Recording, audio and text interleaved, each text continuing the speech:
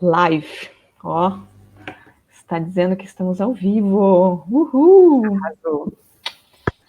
Vamos aqui dar alguns minutinhos para o povo entrar.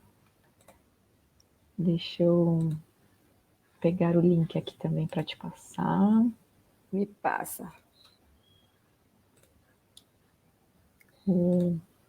Propriamente as pessoas estão se ajeitando, pegando seus cafés ou águas, depende. Eu tenho água e Coca-Cola aqui do meu lado. Água e Coca-Cola, que ótimo. É meu vício. Ó, aqui chegou o link. Deixa eu pegar.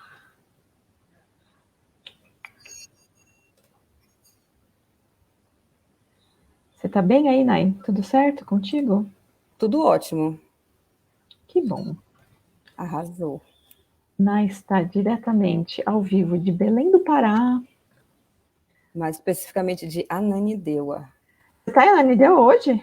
Hoje eu cheguei em Ananindeua. Hoje, 2 horas da tarde, 2h30. Ah, que ótimo. Ai, maravilha. É Ananindeua, eu queria falar certo o nome da cidade, então é isso mesmo. Fica quanto tempo de Belém? São 15 quilômetros assim, de Belém. Tá. Mas é rapidinho, depende do engarrafamento. Mas 15 minutos tu sai da cidade, assim, já chega em Belém. Só que Belém já é maior, assim, então Tá. para chegar onde eu quero, geralmente eu demoro meia hora. Vixe. É bem no centro mesmo, mas é rapidinho, já me acostumei. Ah, muito bom. Ótimo, mandei o link. Chegou aí? Chegou, já estou compartilhando. Ah, ótimo. Estou aqui também fazendo meu trabalho. Isso aí. Bom, temos aqui. Vamos começar. Temos uma pessoa vendo, então vamos começar em respeito a ela, que foi pontual. Exatamente. Lembrando que a gente vai deixar esse vídeo também no nosso YouTube, tá salvo, depois vocês podem acompanhar. Então, Nai, obrigada de novo por ter topado participar do nosso festival Foto Metiqueira. Ficamos super felizes. Eu que agradeço e também agradeço o espaço, né? Porque eu ia apresentar junto com o Tadeu, só que aí tive uns contratempos e aí só pude hoje, finalmente, mas é um grande prazer, fico muito Hoje, contente. maravilha, conseguimos. E aí daí a gente até aproveita, né, que daí a gente fez esse momento. Você que estava com saudades? Temos aí mais um papo para você. Eu até Então, brinquei que era uma espécie de ressaca para todo mundo não ficar triste. Para quem exato. está ainda. Ai, meu Deus. Nai, bom, eu queria que você falasse um pouquinho de você, assim, se apresentasse. Uma mini bio, assim, resumida, só para o povo que não te conhece, que eu acho difícil, mas ó, a Beatriz chegou, tá falando ansiosa, Beatriz Faria. Arrasou. Fala um pouquinho de você. Bom, eu sou Nayara Jinx, né? Tenho 30 anos, sou formada em artes visuais. Trabalho com fotografia há 12 anos, assim, redondinhos, fechadinhos, 12 anos. Sou de Ananindeua, eu sou uma mulher preta de pele clara, que muitos dizem que é morena, né? Só que na verdade não, eu sou preta. E eu sou uma mulher lésbica até então. Eu sempre costumo, quando eu vou me apresentar, dizer todos esses pontinhos, porque são pontos que geralmente me afastam do eixo Rio-São Paulo, assim. Então, eu não sou uma pessoa periférica, sou uma pessoa descentralizada. Eu sempre tive tudo que foi possível que meus pais me deram de assistência, assim. Nem sempre eu tinha as coisas na hora, mas com esforço eles sempre conseguiram me dar, depois de um tempinho. Então, eu comecei a fotografar com 19 anos. E aí, quando eu comecei a me interessar por fotografia, eu percebi que existia a necessidade de eu fazer uma graduação. Só que aqui em Belém não tinha nenhum curso de fotografia. Tinham cursos que tinham fotografia na grade curricular, tipo Tá. publicidade, propaganda, jornalismo. E aí eu encontrei artes visuais. E encontrar artes visuais, assim, foi um caminho sem volta, mas também foi uma grande sorte na minha vida, porque eu enjoo muito fácil das coisas, assim, me estresso muito. Aí, do nada, eu saio fora. E aí, com artes visuais, eu simplesmente fui acolhida e fiquei apaixonada. E no início da minha fotografia, do meu trabalho, eu sempre fiz de tudo. Book de tudo que foi jeito, até de cachorro, de animais, assim. Eu sempre achei que era muito importante aprender tecnicamente tudo que fosse possível, até mesmo para burlar algumas coisas, assim, tipo, para poder hackear o sistema, assim. Então, tecnicamente, eu tive muita sorte também. Meus equipamentos sempre eram minha avó, meu pai e minha mãe que me davam. A gente dava uma entrada e depois a gente pagava de 12 vezes o resto, assim. Então, era mais ou menos assim. E aí eu conseguia manter também para conseguir dar continuidade nos meus estudos na faculdade. Uhum. E desde que eu me entendo por gente, a primeira foto que eu fiz, que me incentivou a começar a fotografar, foi no Ver o Peso. Eu nunca entendia também o que era o Ver o Peso, o que significava para mim. Para quem não sabe, o Ver o Peso é a maior feira aberta da América Latina e é, assim, um formigueiro humano na madrugada, assim, por exemplo. Uhum. Então, se for lá agora, tá com movimento. Se você for lá meia-noite, está com movimento. Então, só vai mudando os setores, mas a feira, o complexo inteiro, sempre está trabalhando, assim, está fervendo. E aí eu comecei a me aproximar do Ver o Peso. Aí, para o Ver o Peso, primeiro eu ia de tarde, porque tinha a visão de que o Ver o Peso era muito perigoso, tudo. Uhum. Muito perigoso para mulher com equipamento. Então, eu meio que me resguardava, ia de tarde, ia quando estava mais gente, assim. E que eu me sentia até então mais segura. Sim. Só que depois que eu me formei na graduação de artes visuais, eu pensava assim, eu vou fazer cinema, porque eu queria fazer cinema, mas eu tenho que destacar que eu era uma bolsominion, sabe? Então, é importante frisar isso porque as pessoas estão em constante mudança. Exato, que bom. E aí, graças a Deus. Mas, e aí quando eu me mudo para o Rio de Janeiro, que eu fui me especializar em cinema, quando foi no meu último semestre de direção cinematográfica, eu odiava a educação, Camila, odiava, assim. Mas depois eu fui entender que eu odiava porque eu sempre fui uma criança muito danada. Então, quando a minha mãe dizia que ia no colégio, eu ficava triste já um dia antes, porque eu falava, égua, castigo, com certeza, e batata. Então, caiu uma caneta, eu virava. Então, meio que eu não me adequava ao sistema de ensino formal, porque eu era muito agitada. Hoje eu descobri que eu sou ansiosa, assim, mas hoje, agora, assim, nessa fase da minha vida, mas eu fico pensando que se eu tivesse descoberto isso antes, talvez eu tivesse sido instruída de uma outra maneira ou não me sentisse burra durante a minha formação na educação básica, ensino fundamental, ensino médio, até mesmo na faculdade. Então, por exemplo, no meu TCC eu tirei 6. Muita gente fala assim, olha, eu tirei excelente. Aí eu ficava assim, não vou contar para ninguém quanto eu tirei. Mas eu sempre pensei assim, eu preciso passar. Mas se você puder estudar, né, fazer um bom TCC, faça. Eu perdi meu TCC, foi mal cagada, tirei 6, passei, que nem Matrix, assim, mas passei. Então, acho muito importante também pontuar essas questões, porque quando eu saio do cinema, dessa pós-graduação de cinema, que eu não concluí, eu percebo assim, égua, não quero isso para minha vida, não. Eu acho que eu quero ser professora, mas que isso? Como assim? E aí eu vejo, quando eu fui olhar para minhas referências mais antigas, eu lembro que um dos filmes que me incentivou muito a querer ir para o Rio, a trabalhar no Rio de Janeiro, foi o Lixo Extraordinário, do Vicky Muniz. E também, com certeza. E aí eu gostei muito também das outras direções, Cidade de Deus, Central do Brasil, todas essas coisas. Uhum. Eu tinha o desejo de poder reproduzir as imagens, por exemplo, de Cidade de Deus com pessoas reais, não com atores. Então eu falava assim, que momento será da minha vida que eu vou conseguir fazer isso? Se é que eu vou conseguir, né? Então eu fui pensando nisso, e quando eu chego no Rio, eu chego toda ansiosa, assim, pensando que ia fazer cinema mesmo, ia virar artista. Percebi que não foi nada como eu queria. Quando eu chego lá, me dizem que eu sou negra, porque eu não sabia. Eu sabia que eu não era branca, mas também não queria ser negra. Então eu falava que eu era morena cor de jambo, que eu era parda. Então eu falava muitas coisas e não me identificava. Então não tinha como eu me identificar com a luta da comunidade negra se eu não me enxergava como uma mulher negra. Eu conseguia me sentir atravessada pelos etnocídios, mesmo sabendo que eu tenho fenótipo de indígena por conta do meu cabelo, minha sobrancelha. Então todas essas questões foram me atravessando e eu meio que não entendia o que estava acontecendo. Então, eu estava saindo de um relacionamento abusivo, que eu abusava, porque, enfim, mulheres lésbicas também abusam. Então, era uma cagada toda. Comecei a fazer terapia, fé em Deus. Maravilhoso. E aí, fui passando por tudo isso e meio que tudo isso foi modificando o jeito que eu olhava as coisas. E quando eu chego no Rio de Janeiro, eu consigo conhecer o lixão do Jardim Gramacho, que era como no filme. Comecei a trabalhar em alguns lugares que começavam a me levar para esses locais. Eu trabalhava como fotógrafa em uma academia. Tá. A academia tinha um projeto cultural onde eu ia para algumas comunidades.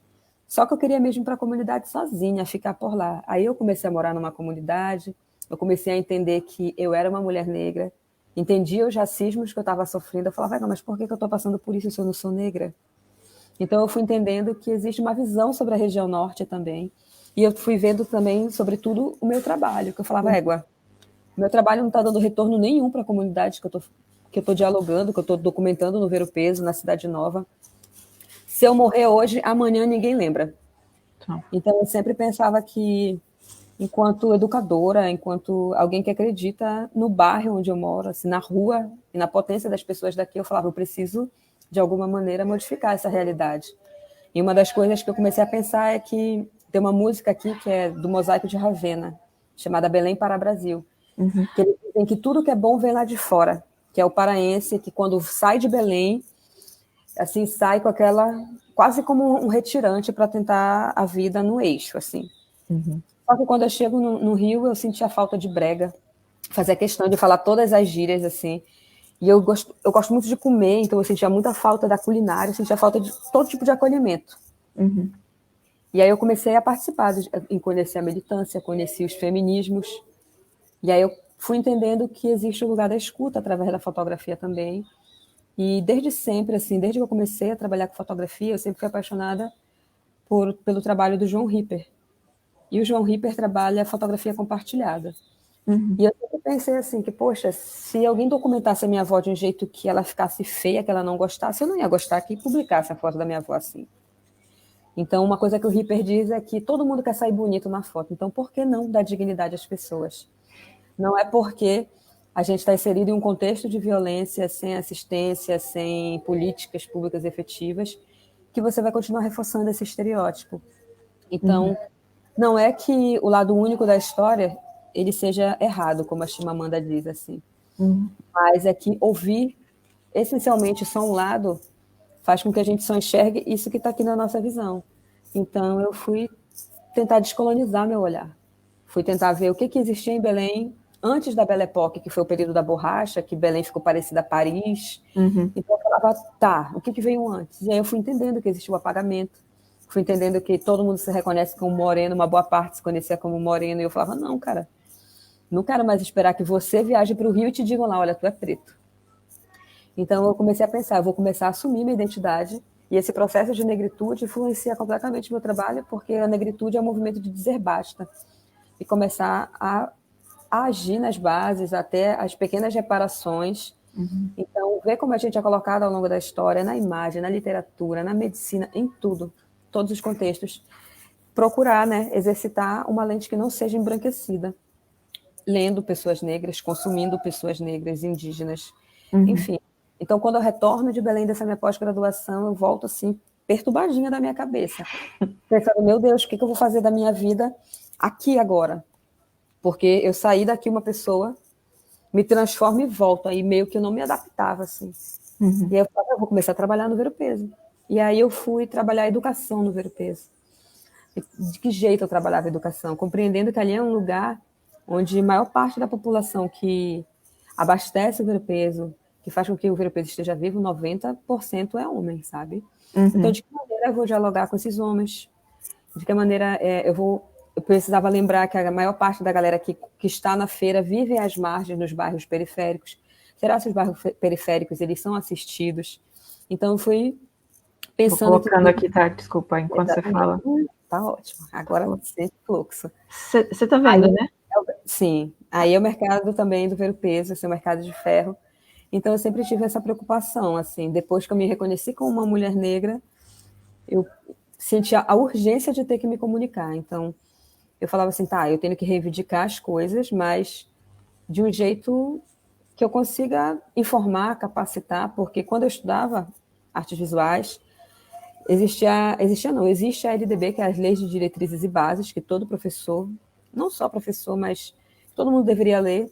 Então, uma das coisas que dizem é que Quando você vai falar com o seu aluno, você não pode, tem que entender o contexto que o seu aluno está inserido para poder falar com ele. Se você falar muito rebuscado, ele não vai entender. Então, é uma linguagem, às vezes, muito acadêmica. É que nem um médico que não entende quando o paciente fala assim, eu estou com uma dor aqui nos meus quartos. Então, é uma linguagem popular, coloquial, assim. Então, eu fui começar a prestar atenção nisso. E nesse meu contato com o ver-o-peso, eu fui conhecendo pessoas que me apresentam o ver-o-peso, que por mais que ele seja, sim, perigoso, como qualquer outra zona portuária, como qualquer outra cidade desenvolvida também, existe a criminalidade. Sim. Então, eu fui conhecendo as pessoas e, ao mesmo tempo que eu estava conhecendo, entendendo aquele contexto, eles também iam me conhecendo, porque é troca. Então, eu tentava deixar um pouco do que eu ia fazer, tentar informar. Então, fazia a foto, mostrava a foto, se não gostava, apagava, mas sempre querendo saber, e aí, gostou da foto? Porque o ver-o-peso, ele é muito exótico, né, para quem é de fora de Belém. Então, cai rapidamente naquele olhar de safari, assim. Então, pega as coisas mais exóticas e vai começando a fazer essa documentação. E ao longo disso tudo, né, dessa minha aproximação com outras pessoas, que eu fui entendendo, e fui conhecendo também, fui apresentada a um outro ver-o-peso, porque eu também carrego esse estereótipo, e eu reproduzia também nas minhas fotos um estereótipo onde eu reduzia o ver-o-peso.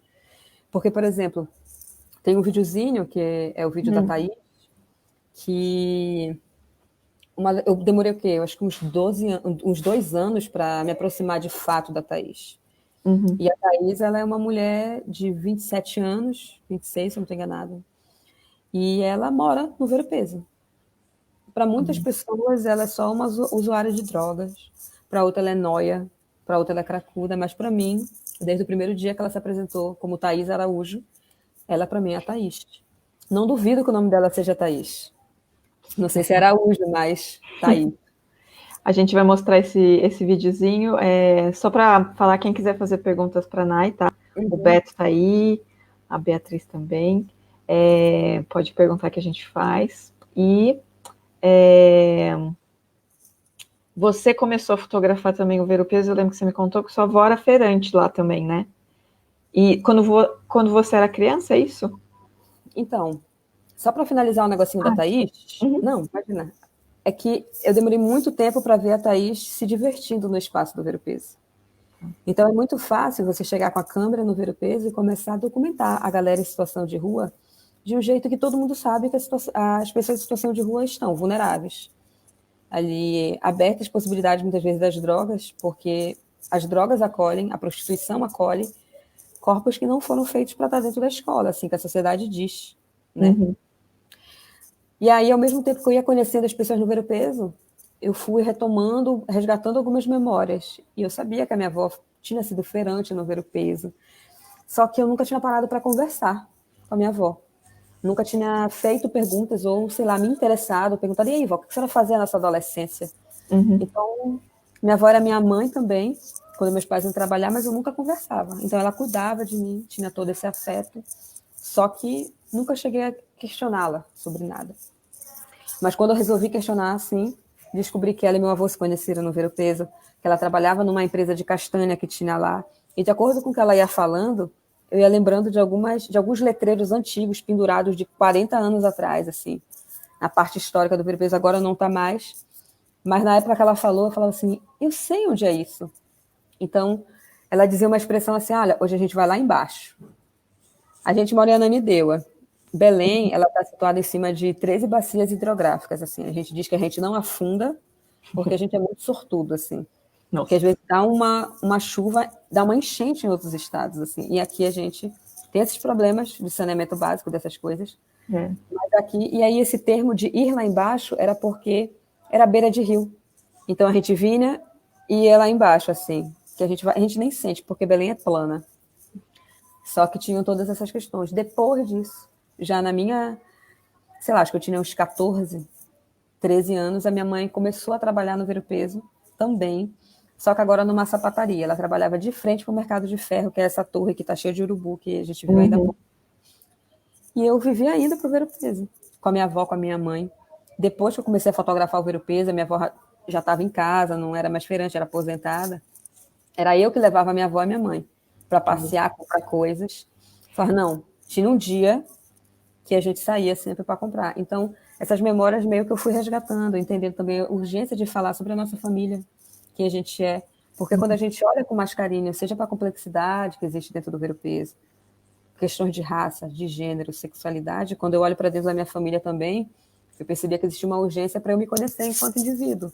Porque se eu sei que eu não me enxergava como uma mulher negra, é possível que a minha mãe também não se enxergasse na época. Total, é. Então, eu fui começando a fazer uns diálogos e tal. E isso até entra um pouco no que eu fiquei fazendo durante o período da quarentena, porque eu sempre me arrependi muito de não ter conseguido me tocar e questionar minha avó, poder filmar mais coisas sobre a minha avó.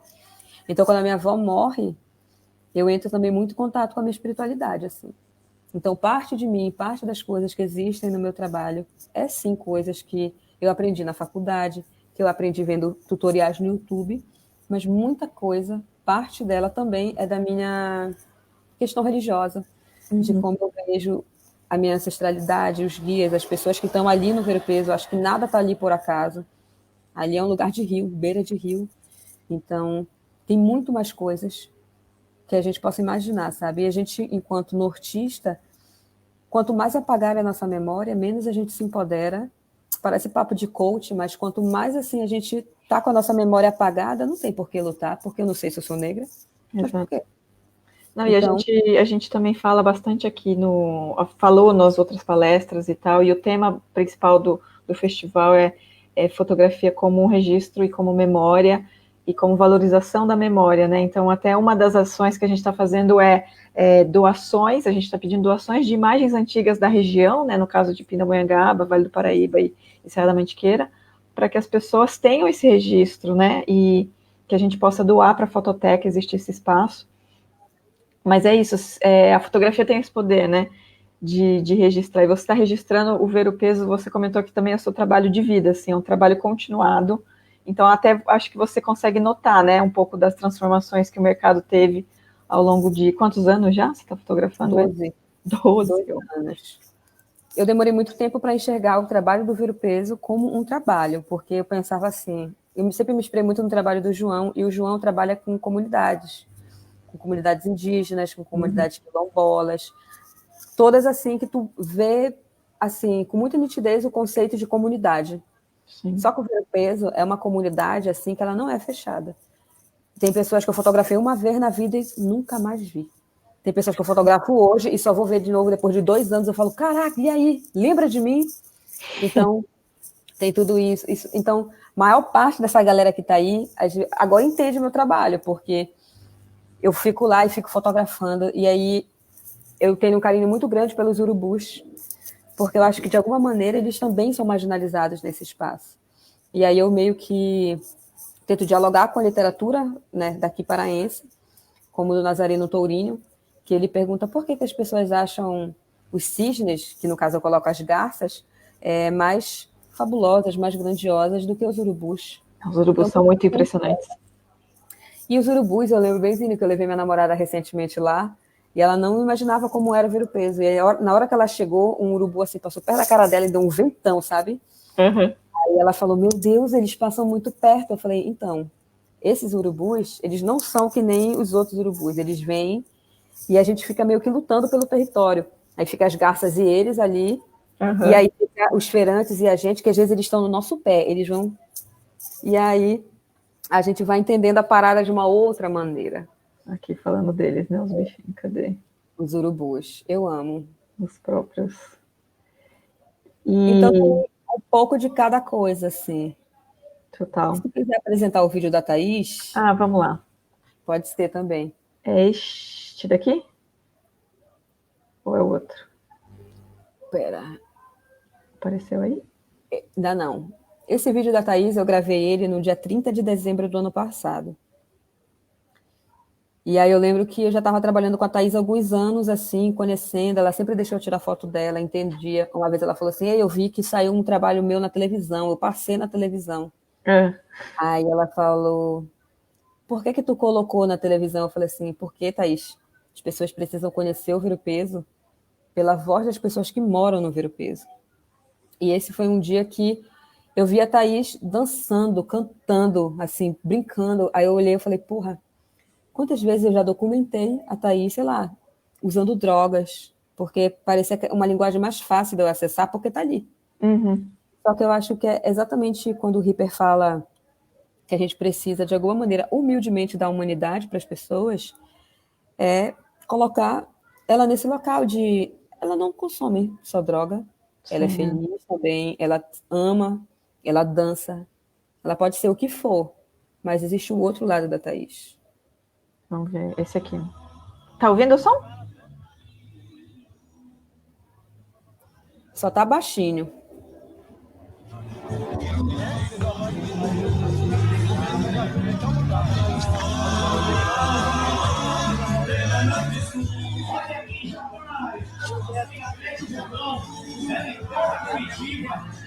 As equipes possuem as polícias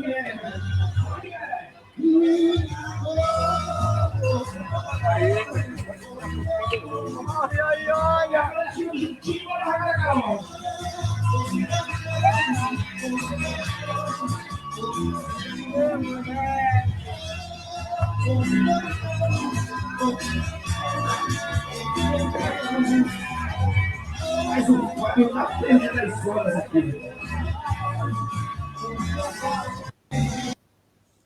Genial. E aí também a Thaís, ela tem uma parada que ela, há uns 2 anos, 1 ano e meio atrás, eu já tenho uma concepção assim do que seria Deus para mim. Só que a Thaís, quando eu teve um dia que eu fui filmar a Thaís, eu filmei só as costas dela, ela tem muitas cicatrizes nas costas. Eu falei, Thaís, o que é isso? Aí ela falou, facada, lâmpada fluorescente, gargalho, aí tiro. Aí eu olhei e falei, e Thaís? Aí ela falou assim, né? Tentaram me matar, mas só quem tem esse poder de tirar minha vida é Deus. Porque só o fato de eu estar saindo daqui para lá, não sou eu que estou indo, é Deus que está me levando. Então, aí ela começava a falar essas coisas assim, eu falava, Thaís, que loucura, né? Então, toda vez que eu estou vendo a Thaís, assim, às vezes eu sinto que eu estou vendo a minha tia, que eu tenho uma tia chamada Tia Creuza, que ela já é falecida, e ela é assim, a cara, assim, completamente da Thaís. Eu lembro que uma vez eu fiz um retrato de frente da Thaís e eu falei, mãe, não tinha falado nada para minha mãe. Eu falei, com quem parece essa menina aqui? Uhum. Minha mãe olhou e falou, meu Deus, Nayara, é a cara da tua tia Creuza. Eu falei, a mãe. E a minha mãe também, ela é médium, então ela acredita que as pessoas estão transitando entre a gente, sabe? E aí ela fala assim, será? Eu falei, não sei, só sei que a Thaís me ensina e nesse lugar eu me sinto muito protegida pelos amigos que eu tenho construído ali dentro, sabe? E a Uhum. Thaís é uma dessas amizades que eu tenho que, se ela estiver perto de mim, eu me sinto completamente segura do espaço que eu tô, sabe? E ela E eu você vê frequentemente, assim, ela continua. sempre. Nem Tá. toda visita, eu sempre, quando eu tô em Belém, eu sempre tento ir assim, uma vez por semana. Antes eu ia, tipo assim, agora o horário que eu gosto de ir pro Ver o Peso é chegar lá umas 3 horas da manhã e ficar até 10 da manhã, direto, assim. Nossa. Então, E o eu que você fico, procura, assim, quando você tá? Você fica andando ou qual que é o às vezes eu foco? fico andando, eu fico conversando, e nem sempre eu fotografo quando eu tô. Eu tô com a câmera, tô com o meu celular. Mas, por exemplo, teve uma vez que eu nunca imaginei que eu ia fazer esse movimento, assim, porque a minha mãe fala que eu sou desorganizada, que minha mãe, só ela sabe limpar a casa. Aí quando ela fala assim, tu nunca limpa que nem eu. Então eu falo, ai, mano, eu nunca vou me meter para fazer nada assim, porque eu acho que eu faço errado. Uhum. E aí eu lembro que eu fui falar com uma amiga minha de lá, que é fileteira, que ela tira o filezinho do peixe, tira as escamas, limpa, embala, ensaca, e aí tu vai colocar para os supermercados, vai abastecer os supermercados, enfim, os armazéns. E tinha faltado a companheira dela, né, de trabalho, e eu olhei e falei, caraca, tu vai ficar aí até umas 10 da manhã, né, trabalhando, sendo que quando dá 9 horas a galera começa a sair da pedra. Tá. Então ficam várias barraquinhas só cortando peixe, ensacando e levando. Nesse horário eu sabia que só ia ficar ela lá, um tempão, no sol quente. Aí eu falei, como é que eu posso te ajudar para tu não ficar só presa nisso? Aí ela falou, tu quer aprender a embalar? Aí eu falei, quero, se tu me ensinar direitinho. Aí eu peguei, guardei minha câmera tudinho, coloquei minha mochila embaixo. Aí coloquei um aventalzinho para não sujar. Aí ela falou, olha, tu pega essa posta de peixe e coloca para cá. Aí coloca 1, 2, aí 4. Aí tu vira o plástico, enrola, passa a faca. E embalou 1 quilo de peixe. Aí eu fiquei fazendo isso. Como são movimentos repetitivos, depois tu aprende assim. Uhum. Então, quando eu me vi fazendo aquilo, eu falei assim, mano, não é mais só a fotografia, sabe? Então, às vezes eu faço o book da galera lá, tipo, a mesma pessoa que é a Dadi, que fez essa situação comigo, uma vez me ligou e falou, preciso de alguém para fazer as fotos de aniversário da minha companheira, da minha mulher, da minha esposa. Tu conhece alguma fotógrafa que seja barata? Aí eu falei assim, manda aí teu endereço. Aí ela mandou, só que acabou que eu não pude ir porque eu tive que tirar um dente do nada. Uhum. Mas quando eu tenho a oportunidade de também encontrar as pessoas do Ver o Peso fora do Ver o Peso, é uma outra onda, já entra numa outra parte do meu trabalho, assim. Mas as pessoas do Ver o Peso me ensinam a chegar em qualquer lugar, assim. E uma das coisas que eu penso quando eu estou lá, que eu, como eu disse, eu sou uma pessoa muito religiosa, né? Sou devota de Nossa Senhora. Eu ficava pensando que Nossa Senhora de Nazaré, que é a padroeira da Amazônia, ela foi encontrada por Plácido, que era um pescador. E aí eu ganhei uma imagem de Nossa Senhora, que é essa que está nessa foto, de uma irmã aí. E aí eu falei assim, cara, eu vou levar essa imagem para o Ver o Peso. Então, o meu trabalho, ele começou a criar uma outra situação, porque eu comecei a pegar os objetos e comecei a acrescentar também no Ver o Peso. Como a Santa Nossa Senhora, pode passar que eu acho que o próximo é o Seu Sabá, não sei. Ah, não. Mas tem uma outra também, que é esse, que é o Sabá. O Seu Sabá mora aqui na Cidade Nova, meus pais conheceram o Seu Sabá. Ele já frequenta a feira filetando peixe há 40 anos. Então, são muitos anos. Ele chegou no Ver o Peso quando eu ainda não estava nem na barriga da minha mãe. Então, eu fico imaginando se ele não cruzou em algum momento com a minha avó, assim, não transitou, porque era o período que a minha avó trabalhava no Ver o Peso. Enfim, eu comecei a colocar a galera do Ver o Peso também em um outro lugar, porque eu queria, nesse dia que eu levei Nossa Senhora, eu queria que todos que fossem plácidos, todos que fossem devotos, pudessem pegar Nossa Senhora. Isso foi na véspera do Círio. Uhum. Todo mundo, na hora que viu Nossa Senhora, falou, eu quero uma foto. Aí eu fazia a foto e depois eu levava revelada, assim. Olha. Eu tento dar algum retorno, mesmo que sejam com fotos impressas, que eu acho que não é o suficiente, mas tento também fazer as coisas para o Ver o Peso nesses momentos que eu estou aqui, tentando dialogar, dizer que o Ver o Peso não é só um espaço de violência, assim, existem muito mais coisas, mas você precisa abrir essa visão para compreender, porque para entender você tem que estar no fluxo. Com certeza. E você, por estar ali, né, frequentemente, é um pouco do que é o trabalho de fotografia documental, né? Que é diferente um pouco do fotojornalismo, que o fotojornalismo tem a coisa do imediatismo, que você vai, faz a pauta e vai embora e nunca mais vê a pessoa. E a fotografia documental não, é um trabalho contínuo, que você vai mais de uma vez, volta, isso tem essa relação, mesmo que às vezes é uma vez só com uma pessoa, mas tem casos, é isso, que você vai até ver essa pessoa fora do contexto do Ver o Peso e tal. E isso que eu ia te perguntar, se as pessoas, quando te veem lá, por você já estar indo há tanto tempo, se elas começam a te chamar para fazer fotos de coisas específicas, tipo, vem fotografar isso aqui que está acontecendo. Tudo.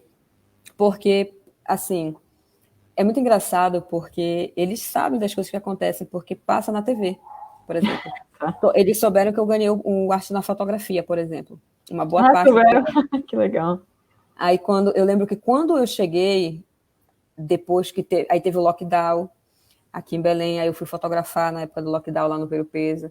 E foi uma outra experiência. Eu acreditava na época do lockdown que eu tinha uma obrigação de estar no Ver o Peso, porque eu sabia que não iam colocar o Ver o Peso nos jornais da mesma maneira. Então eu tinha que ir para lá, porque se precisassem que eu documentasse alguma coisa, eu ia estar lá. E eu pensava assim, porra, mas se eu pegar Covid, sabe? Mas eu falava assim, não, eles estão todos expostos, então era como se eu estivesse indo para uma guerra, assim, porque o inimigo era invisível, só que ao mesmo tempo eu estava lá para orientar, porque a prefeitura não deu assistência para as pessoas em situação de rua, por exemplo. Então elas não sabiam nem o que era Covid, nem o que era lockdown. Então eu falava... Aí teve uma vez que eu vi a Sabrina, que é uma outra mana, que está lá, assim, próxima também da Thaís. No dia que eu cheguei lá, ela perguntou, por que tu tá de máscara? E aí eu falei, tu tá com o teu grupo aí? Tô. Aí na hora que eu falei, então vai chamar eles e faz uma rodinha aqui que a gente vai já conversar. Aí ela chamou todo mundo, eu continuei fotografando, aí chegou um senhor por perto e falou, olha, não fica perto dessa galera, senão eles vão te assaltar. Aí eu falei, não, tá tranquilo, tá tranquilo. E aí, quando eles chegaram, eu não precisava dizer, olha, estavam falando que vocês iam me assaltar, porque senão me cabe. Mas eu falava, bom, galera, agora estou instalando umas pias com sabão aqui, então se vocês puderem limpar as mãos com frequência, por favor. Também não dividir cachimbo, né? Porque é o cachimbo que eles consomem, mas eles já têm uma consciência muito grande de não dividir, não compartilhar esses objetos por conta de tuberculose e outras doenças. Uhum. Falei, então, cuidado redobrado. Então, se possível, se der, usa máscara aqui. Tenta lavar, aí deixa no sol um pouquinho. Aí tentava, eu nunca pensei que em algum momento eu ia fazer isso, assim. Nossa. Então, quando eu fui percebendo o meu trabalho, eu fui entendendo, eu falei, porra, é o trabalho da minha vida, porque pode até não ser uma comunidade, sei lá, uma comunidade indígena com cacique, com outras lideranças, mas tem sim outras pessoas. Que esse rapaz aí é o Márcio. Eu fiz ele, como eu disse, para além dos objetos que eu fui levando, eu também busquei colocar o ver-o-peso, me conectando com as coisas que eu acredito, com as lendas. Então, por exemplo, tem o Bubuína, que é a cobra grande, e aí tem o período de março aqui, que a maré ela sobe e ela desce 2 vezes ao dia. Só que a galera continua trabalhando no peixe, assim, e fica com água no joelho, e a galera filetando o peixe, nada tá rolando. Só não pode patetar, senão tu pega, cai no rio e é fundo. Então, de um lado eu sabia que era pista, porque ficava no mesmo nível. O rio passava a calçada, e aí tinha que passava os ônibus. Só que quem não conhece ali, podia passar direto e ia cair no rio. Ou então passava para a pista e ia cair um quedão na pista, porque... E aí eu lembro que quando eu estava no Ver-o-Peso, eu encontrei esse brother tomando banho no meio da pista. Aí eu falei assim, eu olhei para ele, eu falei, nossa, que homem lindo. E eu falei, me desculpa, mas eu posso fazer uma foto sua? Aí ele, claro, ai, mana, ele posou para mim. E aí eu fiquei, mas é só essa? Ele, não, mas faz outra. E eu fiz várias. Só que a que eu mais gosto é essa daí. E aí eu tinha esquecido. A foto é muito maluca. Eu fiquei olhando para ela horas e, tipo, tem cada detalhe, é outra foto. Mas, enfim. Eu vi esse rapaz nesse dia. Eu esqueci o nome dele, porque às vezes é muita gente. Mas eu ficava pensando, porra, eu apresento essa foto, eu precisava lembrar. E sempre pedia para Deus, coloca esse homem de novo, coloca. Fiquei no Ver-o-Peso várias vezes. Isso foi no ano passado. E aí, quando foi esse ano, em outubro, que eu fui documentar o Ciro, que não teve, mas as pessoas foram sim fazer essa peregrinação, quando de repente eu vi ele, só que ele não estava mais de cabelo loiro. Aí eu olhei, aí eu voltei, aí eu falei, ei, lembra de mim? Eu fiz uma foto tua, aí ele, eu lembro, eu falei, cara, prazer te reencontrar. Aí abracei o brother, falei, qual é o teu nome? Eu precisava saber teu nome. Ele falou, meu nome é Márcio. Égua, Márcio. Poxa, queria tanto te dar umas fotos, eu imprimi, deixei no bar, falaram que tu nunca mais passou por lá. Então, para mim, é uma conquista muito grande quando eu reencontro essa galera. Então, assim, tem muita coisa, cara, muita história no Ver-o-Peso, assim. Vou aqui ler umas perguntas. Opa! E comentários da nossa audiência. O Beto está perguntando, Beto Salgado, qual o momento que você fotografou que mais gerou transformação em você? Eu acho que teve algumas pessoas, assim, principalmente as que eu mais trabalho, por exemplo, o Gustavo, que é de uma foto que não tem um dedo, mas ele está com uma moedinha. Sim. O Gustavo, para mim, ele sempre dentro daquele espaço... Eu lembro que quando eu comecei, que eu voltei para o Ver-o-Peso, pensando que fotografia não era mais só técnica, eu fui, na semana, tinha feito 2 meses do falecimento da minha avó, eu fui para lá e eu fui assaltada com uma arma de fogo. E eu comecei a lutar com o cara. Ele não levou minha câmera. E eu ficava pensando assim, o que esse brother ia fazer se ele roubasse a minha câmera? Tá, e se ele não fosse vender por droga, o que ele ia documentar? Então, no início do meu trabalho, assim, antes e depois de voltar do Rio, eu comecei a ter um compromisso de documentar essa galera. Justamente, e aí eu lembro que eu não senti raiva do cara que me assaltou. Porque antes eu era a favor do bandido bom, bandido morto. Só que quando eu falo isso, eu esqueço de falar de mim, e esqueço que eu sou negra. Então, se eu reproduzo isso de alguma maneira, para quem me criminaliza e criminaliza a cor que eu tenho, bandido bom, bandido morto. Então, eu acabo sendo vítima daquilo que eu reproduzo. Então, eu passei a pensar que não. Então, eu comecei a me estimular a pesquisar outras coisas, a ler mais sobre cárcere, e fui vendo que a galera que está à margem é a galera da minha comunidade, a galera negra. Então, quando eu fui percebendo isso, as questões raciais, assim, mudou completamente o meu trabalho. E daí, eu fui conhecendo as outras pessoas como o Gustavo. E teve uma situação que uma vez eu fui fazer uma fala no no SESI, e aí eu sou meio pateta e ansiosa, como eu te disse, né? Aí a fala era 9 horas da manhã, aí eu falei, ai, deve ser 7. Cheguei lá 7 horas da manhã, aí eu fiquei tudo fechado, eu falei, será que não é hoje a minha fala? Aí o homem falou, mas é 9, chega aqui 15 para as 9 que você entra. Aí eu fiquei, eu sou muito pateta. E o SESI, não, não lembro, é Sesc. Ele fica de frente pro Ver o Peso. Aí eu falei, quer saber, eu vou dar uma volta. Aí eu fui lá pela pedra, lá está eu, olhei e vi Gustavo. Eu falei, e aí? Ele falou, e aí, Nayara, tu já fumou hoje? Aí eu falei, não, porque eu vou falar, eu não posso ficar pateta. Aí ele falou, então, vamos fumar bem ali, a gente ficar conversando. Paga um café para mim? Aí eu falei, bora. Aí lá a gente sentou, ficamos conversando, e aí nisso que a gente ficou conversando, ele começou a fazer um tabaquinho, e aí ele tinha colocado o Oxy dentro. O Oxy, ele é mais agressivo do que o crack. E muito mais barato também. Então, com R$ 2 você consegue comprar uma onda de meia hora, assim. Enfim, muitas ondas. Aí ele colocou, assim, no backzão dele que ele estava fazendo. E aí eu olhei para aquilo e falei, o que é isso? Aí ele falou, eu já fumei de tudo, Nayara. Eu também já andei de todo que é jeito. Agora tu tá me vendo assim, mas eu já andei de tudo. Aí eu fiquei olhando para ele. Aí ele disse assim, no dia que tu quiser comer qualquer coisa, Nayara, aqui no Ver o Peso tem tudo. Tudo que tu quiser. Se tu quiser comer camarão, tu vai comer camarão. Se tu quiser comer carne, você vai comer carne. Se você quiser comer caranguejo, você vai comer tudo que você quiser. Basta você fazer o esforço de tentar conseguir da maneira mais honesta. Aí ele pegou o Ox, colocou no cachimbo, e tem esse vídeo também no meu Instagram. Ele falou, o cachimbo é pequeno, né, Nayara? Mas cabe casa, cabe helicóptero, cabe transatlântico. Então, toma muito cuidado com o que você valoriza, com o que você quer, porque tudo pode fazer assim.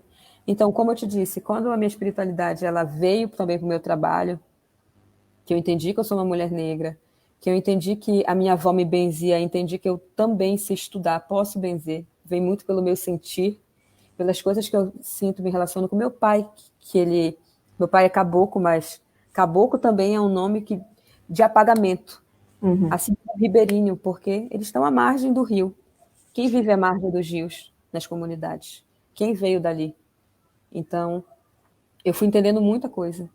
Então, acho que o momento que mais marca no meu trabalho é justamente quando eu encontro a militância, entendo as questões de classe, de cor e de raça, né, de gênero ali dentro, e também quando eu começo a entender que esse meu cruzamento com as pessoas não é à toa. Eu acredito que faz parte da minha espiritualidade, do que eu vou aprender, porque às vezes eu falo, meu Deus, aconteceu uma situação uma vez que eu sempre penso assim, um dia eu vou fazer um filme sobre o Ver o Peso, um longa. E aí eu falei, tomara, um dia eu faço. E aí eu falei assim, mas eu vou esperar um sinal. Quando eu esperar esse sinal aparecer, eu vou saber. Eu juro para você, Camila, eu fiz esse pensamento um dia antes de ir pro Ver o Peso. Aí no outro dia eu fui, encontrei Gustavo, ele falou, paga uma dose para mim. Eu falei, bora, Gustavo. Aí tava lá filmando o Gustavo. E aí ele começou a falar. Ele falou, tá filmando? Aí eu falei, tô. Ele falou, então olha só, hoje a gente vai fazer um filme. Aí eu olhei e falei, tá de sacanagem. Meu, não. Foi que assim... Então, às vezes, para mim é muito inacreditável as coisas, assim, meio que se explica. Nada é à toa, né? Nada é à toa. E aí, quando eu vejo o Gustavo falando daquilo, eu falei, caralho, eu nem falei nada com esse brother, como é que ele sabe que eu quero fazer um filme? Então as coisas elas vão acontecendo e não sou eu, às vezes eu tenho sorte de estar naquele espaço e a situação acontece. Mas a maior parte das vezes, assim, eu acredito que já está tudo esquematizado por uma força maior, assim, porque Eu me submeto a cada coisa que eu fico, mano, não é à toa que eu tô aqui, assim, não é à toa que eu sobrevivi a 2 assaltos bem violentos no Ver o Peso, inclusive durante o lockdown. Uhum. No lockdown eu pensava que eu ia morrer. Foram 3 homens me pegando. Nossa, mãe. E eu consegui recuperar minha câmera e recuperei meu celular. E um me deu um mata-leão no pescoço, um outro passou a mão em todo o meu corpo para saber pegar minha câmera, pegava o meu celular, e o outro me ameaçando com uma peixeira desse tamanho. E eu ficava pensando assim, depois que me soltaram, que eu não conseguia respirar, eu olhava para o lado assim, isso foi 2 horas da manhã, estava chovendo no Ver o Peso. E meio vazio por conta do lockdown, mas precisava documentar. Era o único dinheiro que ia entrar para mim no mês inteiro. Então eu precisava me submeter. E aí eu olhei para aquilo assim, aí eu olhava para as pessoas e falei, gente, vocês não vão me ajudar? E todo mundo parado assim. Aí eu fiquei, égua, não. Aí eu lembro benzinho que eu falei assim, meu Deus, se tu me dizes tanto que eu não estou sozinha, me mostra agora, porque eu não tenho seguro nos meus equipamentos, minhas fotos estão ali, fotos de outro trabalho estão na memória do meu celular. Então eu preciso de ajuda. Eu preciso que você apareça agora para mim. Isso foi num lapso de segundo que eu pensei. Aí um correu para a feira do Ver o Peso e 2 correram em direção à Pedra, que é onde eu trabalho. Eu falei, vou começar a gritar, porque se meus amigos ouvirem, eles vão sair correndo para tentar pegar. Eu comecei a gritar. E aí um deles olhou para mim e falou assim, tu quer tua câmera, porra? Eu falei, quero. Aí ele jogou a câmera. Por favor. Eu falei, se possível. E aí eu lembro de ver a câmera rodando assim e caindo. Aí eu lembro que eu fiz assim, coloquei ela em mim. E aí eu saí correndo, eu falei, pega ele aí. Aí do nada, irmã, por isso que dizem, de onde a gente menos espera, apareceu um PM que estava comprando um peixe lá na feira e pegou o brother. E aí ele jogou meu celular em cima de uns cocos. Aí eu peguei de volta assim, aí eu comecei a filmar de volta, me tremendo todinha. Sério? Nossa, como que você conseguiu? Eu ia estar tremendo. É o único momento que eu tinha para filmar isso, assim. Aí... Mas de tudo isso, essa situação me assustou muito, mas o PM que pegou o brother, ele tava com uma sacola de peixe. E aí foi um senhorzinho, ele pegando o cara assim no chão e ele segurando a sacola de peixe aqui. Aí foi um senhor perto dele e falou, moço, você quer que eu segure sua sacola de peixe? Aí ele falou, não quero. Aí eu pensei, meu Deus, esse peixe deve estar muito gostoso. Aí eu fiquei pensando assim, o que tinha naquela sacola além do peixe? Mana, né? Mas eu acho que era só peixe mesmo, mas é isso. Cada um responsável pela sua opinião. Que história. Minha mãe não sabe dessa história. Eu queria te falar. Nossa, se sua mãe soubesse. Mas minha mãe sempre me incentivou a trabalhar assim, mas eu sempre digo que quando eu não morro nessas situações, ao invés delas me traumatizarem assim, graças a Deus, para eu parar, eu sinto que ainda tem muita coisa para eu fazer no Ver o Peso. Porque se eu não morri lá dentro, ainda tem coisas mais urgentes. Então, no dia, eu falo assim, cara, no dia que eu morrer vai ser por uma besteira. Eu vou cair de bike e morro, porque quando eu penso nos assaltos, nas violências ali, mas eu continuo gostando do Ver o Peso. Porque eu também já fui assaltada na rua da minha casa. É, né? Assalto existe em todo lugar, né? Em todo lugar. Mas enfim. O Ver o Peso me ensina a tudo. E assim, parabéns pela insistência, né, de continuar acreditando no trabalho, né, apesar de todas as circunstâncias não serem as mais favoráveis, e é um trabalho que, de novo, muitas pessoas podem fotografar o Ver o Peso, né, mesmo pessoas que estão passeando ou que moram próximo e tal, mas eu acho que você, por ter esse tipo de pensamento, né, de saber que uma foto você precisa minimamente de uma interação e de um respeito, essa fotografia é só sua, né? Então, é um olhar que é necessário, ainda mais que tem se falado muito que a fotografia precisa voltar a ser humanizada, que é um papo muito louco, mas que é verdade, porque agora qualquer pessoa com celular se possibilita fazer imagens e às vezes isso a gente acaba consumindo uma série de coisas que não tem nada a ver com a fotografia que a gente gostaria de estar vendo, né? Então, trabalhos como o seu, assim, eu acho que são mega, hiper relevantes. E eu vou só ler alguns comentários que as pessoas estão escrevendo aqui. A Gi Rodrigues falou, já assisti 1000 lives com a Nay e cada vez aprendo um pouco mais. Obrigada por nos ensinar tanto. Obrigada. A Tainá Lopes falou, parabéns, Nay, sou muito fã do seu trabalho. Belém é muito bem representada por meio da sua lente. O Luiz Pastorello, vulgo meu pai, falou, Você conhece o José Bacarena? É uma figura que conheci lá no Ver o Peso, cheio de histórias. Ele é de Barcarena. Ah, eu não sei assim, porque tem que saber de que parte do Ver-o-Peso ele é, né? Ah, de que parte? Então, será se ele vende tucupi? Será se ele vende artesanato? Será se ele fileta peixe? Será se ele carrega o peixe? Será se ele é do Ah, açaí? Então, aí, me Luiz. diz onde foi que tu conheceu, Luiz. É. Mas aqui o Luiz disse assim, me senti no Ver-o-Peso, restaurante da Lúcia. Caraca, restaurante da Lúcia. Peça camarão lá, peça camarão. É bom. Mas ainda não comi lá agora, depois que eu cheguei. Acho que nem vai dar tempo, mas quando eu voltar depois do dia 15, fé em Deus que vai. Olha que delícia. Ai, Belém tem que ir, gente. Quem ainda não conhece Belém, pelo amor de Deus, ô lugar maravilhoso. Pará. O Pará eu não conheço todo, mas Belém eu fiquei levemente apaixonada. Muito bonita a sua espiritualidade, disse a Selma. A Regiane Cavalcante disse fotografia e companhia também, que é o que você estava falando, né, de estar com a Thaís e tal, e de explicar também o lance das máscaras, e durante o Covid foi um pouco do que a gente estava. O Manuel Almeida está perguntando, quando você começou a fotografar e interagir no Ver o Peso? Faz 12 anos, né, você comentou? 12 anos, assim. Só que eu comecei a ter, de fato, o compromisso de conversar com cada pessoa e, às vezes, nem fotografar nos últimos 5, 6 anos, assim. Então, eu fui entendendo a urgência e fui também tentando entender de que maneira eu conseguia falar, sei lá, sobre machismo ali dentro. De uma maneira que não criasse um obstáculo entre eu e o fotografado. Porque é muito delicado. Então, por exemplo, já teve momentos que eu escutava coisas que, se fosse dentro de qualquer outro território, eu ficaria puta. Falar, por exemplo, falar sobre sexualidade. Uma vez disseram para mim assim, acho que tu só não fica com homem, só é sapatão, porque tu nunca provou um pau, assim. Só que foi uma coisa muito mais vulgar, né? Uhum. Aí eu fiquei assim... Aí eu falei, só que aí eu não parto para essa agressividade. Eu falo, tá. Então quer dizer... Então, que tu só é hétero porque tu nunca provou um pau. Porque se você... É a mesma teoria. A mesma coisa. se você visse o quanto ele é fabuloso, você nem pegava a mulher. Aí ele, não. Aí eu falei, não, espera aí. Quando você vai ficar com alguém, tu já chega no seco, tu dá um beijinho, tu conversa. Aí ele ficou me olhando assim, eu falei, tu não conversa? Tem que dialogar. Aí eu falo assim, meio, muito explicitamente as coisas lá, assim. Porque eu acredito que não tem que ter tabu. Porque se tiver tabu, a gente está colocando um obstáculo, assim, no diálogo, assim. E eu preciso falar para ontem sobre sexualidade ali. Porque parte das mulheres que estão ali na pedra são bissexuais e sofrem bifobia. Ou então são lésbicas que sofrem lesbofobia. Tudo vítimas desse machismo, né? Então, pelo menos se eu conseguir falar com um homem ali dentro...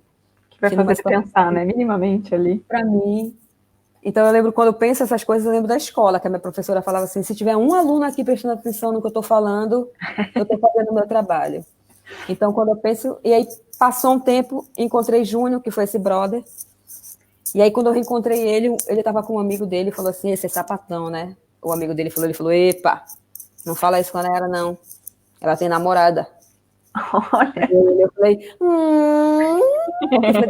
aprendeu. Ele falou, claro, comigo só se ensina uma vez. Então, tipo, quando eu vejo essas coisas, eu fico... Para mim é o melhor prêmio, assim. Ô, Nay. Na arte, na fotografia, assim, o maior prêmio para mim é quando essa galera que trabalha comigo, porque esse trabalho ele não é só meu, é um trabalho em conjunto, quando eles reconhecem qualquer coisa, quando eles se sentem representados, ou quando eles falam assim, fico muito feliz de tu não mostrar o lixo do Ver o Peso, mas tu fazer com que as pessoas se sintam bem aqui. Então, quando eu chego e recebo uma mensagem dessa, eu volto para casa feliz, assim. Sim. E você está sempre postando o seu trabalho, mas você vê esse trabalho com algum outro formato? Assim, se tem um fim, ele existe um meio de ser divulgado além da internet? Então, eu vou tentando ocupar, né, os lugares, seja através dos livros. Eu tenho o desejo de que as minhas imagens estejam em livros, principalmente aqui em Belém, para que a gente olhe para o nosso espaço, que é complexo, com mais carinho. Porque se a gente olhar para o Ver o Peso com mais carinho, para as pessoas que estão lá, a gente vai olhar para a nossa cor com mais carinho, vai entender a nossa música com mais carinho, as gírias, a nossa comida. E eu acho que aqui a gente é muito único, sabe? Acho que cada estado tem essa preciosidade. Mas a gente, enquanto paraense, assim, eu acho que é muito importante a gente colocar e pontuar, sabe? Porque a escravidão, a nossa colonização aqui em Belém bateu de outra maneira. Então, por exemplo, eu sinto que às vezes o negro da Bahia, que foi onde começou tudo, ele anda assim. E a gente não sabe muitas vezes que é negro. Então, pelo excesso de violência que eles já passaram, não tem mais conversa. Porque eles já sabem. E aqui as coisas são muito veladas. Então, se a gente não dialoga, não fala, a gente continua sendo apagado, sem saber por onde lutar, sem saber qual caminho e como ir. Então, eu acho que quando eu ocupo as galerias, ocupo os livros, ganho um programa de TV, levo o nome do Ver-o-Peso, assim, eu acho que é a oportunidade das pessoas conhecerem Belém para além da fauna e da flora. Então, quando eu penso em pesquisar Belém, olhar com mais carinho para o Ver-o-Peso, cada um ali dentro tem um papel. Sejam os garis, sejam os fileteiros, seja eu que estou documentando, seja os urubus que estão ali. Então, eu acho que envolve tudo isso. É uma grande comunidade, assim. E ali dentro eu me sinto num terreiro. Porque quando a gente chega no terreiro, as coisas que eu aprendi é que a gente perde nossos títulos aqui fora. Então, lá no Ver-o-Peso, eu sou Nayara. Todo mundo sabe que eu sou fotógrafa, mas não tem essa romantização, esse glamour, né? Do tipo, glamour, então, de fotógrafo Salvador. Você falou de livros e galerias. Você chegou a pensar em exposições? Ou, de repente, a gente, aqui no Foto Mantiqueira, fez uma exposição no parque em Lambe, assim, Lambe. Não sei, de repente, as pessoas se vendo ali, uma exposição no próprio Ver-o-Peso. Eu tenho um grande desejo de fazer um dia uma exposição no Ver-o-Peso, da maneira que todos eles consigam se enxergar. Eu, geralmente, com certeza, porque tenho vontade de fazer Lambe também, até mesmo para democratizar mais a imagem, porque são suportes diferentes e que são mais acessíveis do que uma foto em fine art. Total. Então, quando eles enxergam, por exemplo, tenho amigos que já fizeram Lambe da galera do Ver-o-Peso, e aí vão colocando, sei lá, na Presidente Vargas, que é meio que um caminho para quem está indo para suas casas. Então eles olham e falam, caralho, olha fulano. Então esse lance de se enxergar é algo para mim que é essencial, assim. Então quando eu tiver a oportunidade, a possibilidade de fazer uma exposição, de levá-los, ou de primeiro ter a exposição no Ver-o-Peso, porque as imagens elas são o que são por conta daquele espaço, por conta daquelas pessoas. Então, para mim, por mais que eu já tenha feito as exposições individuais, não existe outro lugar que acolha melhor as imagens do que o próprio Ver-o-Peso, do que aquele próprio espaço ali. Então, se reconhecer nas imagens e não se ver como uma figura exótica, né? Como na maior parte das vezes eles são colocados quando as pessoas chegam no Ver-o-Peso, fazem suas fotos, falam, vou voltar semana que vem e te trago a foto. E voltam para suas cidades, aí só fica a promessa. Então, eu tento reparar essas coisinhas porque, por paga todos, assim. E eu não quero ser esse fotógrafo que só extrai, porque eu já entendo que a fotografia tem essa arma de extração. E tu falaste uma parada que todo mundo hoje em dia pode ser fotógrafo, né? Pode ter o celular, e eu acho isso, assim, importantíssimo. Porque eu acredito que todo mundo deve documentar. Eu até falo, assim, grosseiramente, que, tipo, todo mundo que tem uma panela dentro de casa é chefe de cozinha. Então, algumas coisas a gente vai aprendendo, vai se instruindo, vai se formando. Então, é exatamente nesse momento que eu, as minhas outras amigas da coletiva, sei lá, da Mamana, ou dos próprios fotógrafos daqui de Belém, que acreditam que a fotografia é uma ferramenta educacional, entram, sabe? Porque é para orientar. Porque é muito fácil você virar fã de artistas, de outros fotógrafos, mas tem que ver exatamente como você conseguiu aquela foto. Foi honesto, porque quem tem condições de comprar uma câmera e colocar o seu olhar, tem um poder. E quem vai narrar essas histórias, de que maneira vai narrar, como vão nos colocar, será ser assim mesmo? Então... Por isso que entra a parte da educação, né? Que é tão importante, educação visual mesmo, né? Educação de ler imagens e de produzir imagens com... e ficar esperto, porque tudo é formado para que a gente extraia, para que a gente caia. Quando a gente chega no Ver-o-Peso, é muito difícil você não cair no vício de documentar o que as pessoas, na maioria das vezes, documentam nas feiras. É documentar a pobreza, documentar o lixo. Então, Para além disso, o que mais tem? Tá, o Ver-o-Peso, ele não tem lixeiras. Então vai estar sujo. Então não tem como ter um saneamento básico, cobrar saneamento básico, se a prefeitura também não possibilita isso. E também não tem nenhum curso de educação aqui para que a gente possa nos orientar, sei lá, educação no trânsito, qualquer coisa. Não tem nenhuma política efetiva a longo prazo. Uhum. Então, sem cultura, sem educação, a gente fica solto. E daí está aí a importância do poder da arte, da fotografia, para levantar essas questões, né? Que quando falta estrutura, quando falta políticas públicas, o papel do artista ou do fotógrafo se faz ainda mais importante, né? Então, com certeza. Nai, a gente precisa, olha, 1 hora já. Eu poderia falar horas com você, mas a gente precisa falar de outros assuntos. Que é, por exemplo, o trabalho que você fez durante a pandemia com o Lucas. Quem é o Lucas? Sim. Conte para nós. Eu posso pedir, na verdade, só para tu mostrar a Josi, Pode. que é outro vídeo. A gente pode encerrar o Ver-o-Peso falando sobre isso. Peraí. E eu sempre vou levando alguns objetos também. Uhum. E como eu amo Nossa Senhora, e eu conheci a Josi também foi uma outra figura que eu conheci no Ver-o-Peso, uma mana super engraçada, massa, mãe de 4 filhos, mãe solo. E aí as pessoas muitas vezes olham para o trabalho que a Josi exerce lá, que ela carrega essa aí, e também é fileteira, como se resumisse só a isso. E também muitas vezes a galera fala que ela é usuária de drogas e tal. E eu falei assim, Josi, que tal hoje tu ser Nossa Senhora de Nazaré aqui? Eu quero fazer um trabalho. Eu levei uma toalha que eu peguei da avó do meu primo, muitas ondas assim. E a Josi entende. E ela fala assim, quando tá eu, ela e uma outra pessoa, ela fala assim, eu sou modelo dela. Aí eu fico, faz o Josi. Ela fala assim, ela é artista. Quer ver? Faz aí a tua foto. Aí eu fico, fica aqui. Aí a gente começa a brincar. E aí nesse dia eu fui falar de Nossa Senhora, esse trabalho que eu vou apresentar aí. Aí pode dar o play. Vou colocar. Eu vou tirar meu fone que talvez aqui fique melhor. Você me diz aí se tá bom. Tá legal sim?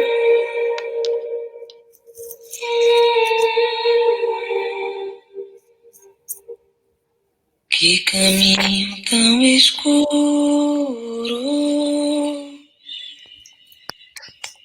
e tão cheio de areia. Que caminho tão escuro e tão cheio de areia. Aonde preto velho foi morar com Nossa Senhora das Candeias. Aonde preto velho foi morar com Nossa Senhora das Candeias. 7 flores me acompanham, 7 velas me alumeiam, 7 flores me acompanham, 7 velas me alumeiam. Aonde preto velho foi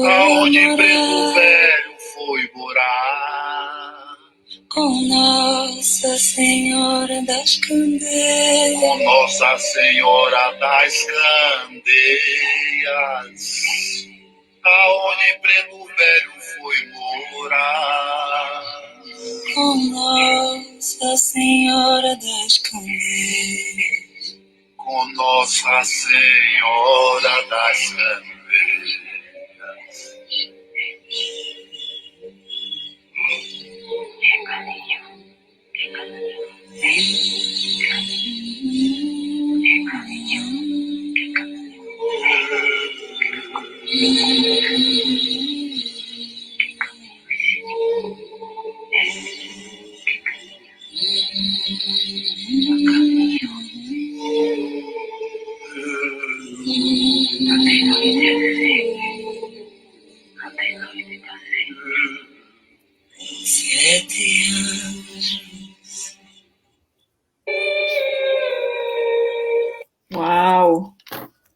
Que lindo. Obrigada.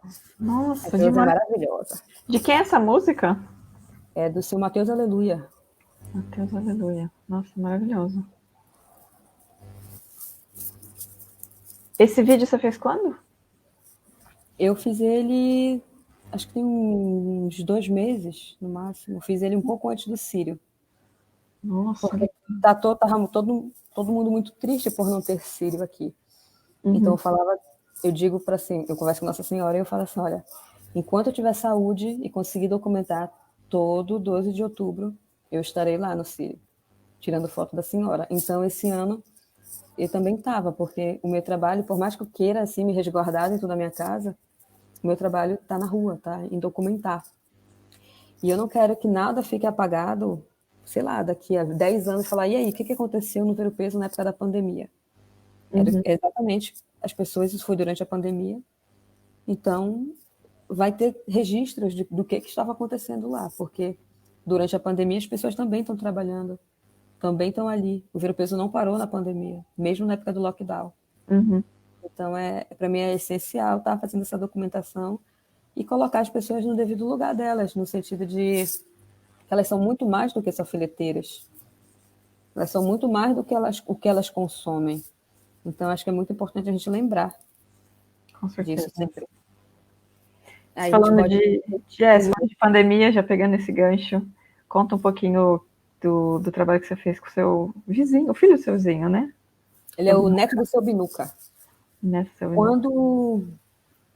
Quando eu entendi o que era o Covid, né, eu ainda estava em São Paulo, aí eu ficava pensando, meu Deus, eu ganhei... Nessa época eu tinha acabado de ganhar o programa. Aí eu falava, eu não acredito, eu ganhei um programa, era o tempo que eu tinha para ficar em São Paulo, eu vou voltar para Belém. E aí algo me dizia assim, se você vai voltar, é porque é para você voltar. Uhum. Então, se você, em algum momento, tiver que ir para São Paulo, esse momento vai acontecer. Mas agora, você vai ter que estar com a sua família. Então, eu retorno, sem nenhum problema. E aí eu começo a pensar, poxa, eu queria tanto voltar agora para Belém, minha avó está em casa para eu fazer o que eu não fiz. Então, pensando nisso, eu falei, eu vou começar a documentar minha família com uma urgência muito grande, porque meus pais já são idosos, e tentar tirar informações dos meus pais que eu nunca tirei da minha avó. Então, eu fui justamente também usar a fotografia para esse poder quase terapêutico, porque eu tenho os meus atravessamentos dentro da minha casa, tenho meus atravessamentos com meu pai, com a minha mãe, com as relações de afeto mais próximas. E aqui na rua de casa todo mundo me conhece, todo mundo aqui é Nayara, ponto, não tem mais nada. Trabalho com foto, acabou. Uhum. Então, durante o isolamento, eu fiquei aqui em casa, e aí a família aqui da frente da minha casa, que é do seu Binuca e da dona Eliette, me viram, assim, são responsáveis também por parte do meu crescimento. Porque quando eu era pequena, eles que cuidavam de mim. Enfim, são melhores amigos da minha família que tempo. Uhum. Então, quando eu começo a documentar o seu Binuca, eu, assim, entendo a necessidade de estar documentando as pessoas que eu amo. E comecei a enxergar o trabalho que eu estava começando a construir, seja documentando a minha mãe, seja documentando o meu pai, como um trabalho urgente também, que não deixa de ser profissional ou não deixa de ser maior que qualquer outro trabalho, porque eu tive que ter um cuidado para documentar meus pais, assim. Tem até um documentário um vídeo que daqui a pouco a gente mostra, com a minha mãe, que ela tá pelada, e no final do vídeo ela fala assim, tu tá me filmando pelada, Nayara? Eu falei assim, não, mamãe, não tô. Aí depois ela me brigou, ela falou assim, eu não acredito que tu me colocou com essa calcinha, por que tu não me avisou que essa calcinha é bege, ela é horrível? Aí eu falei, mãe, eu pensei que você ia me brigar porque você tava pelada. Ela falou, não, mas me avisa quando tu for que eu troco de calcinha. Então ela é muito engraçada.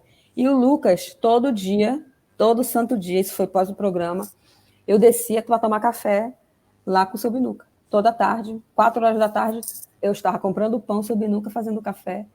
Então eu fotografava o seu Binuca, fotografava toda a família dele. E o Lucas passou o isolamento todinho aqui, na Cidade Nova, aqui na frente. Inclusive ele está aí.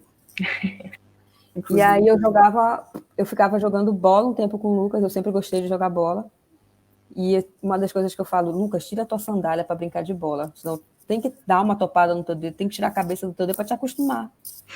Porque foi como eu fui criada, então tinha um horário que a gente jogava bola e depois ele me ajudava nas fotos. E ele se amarrava.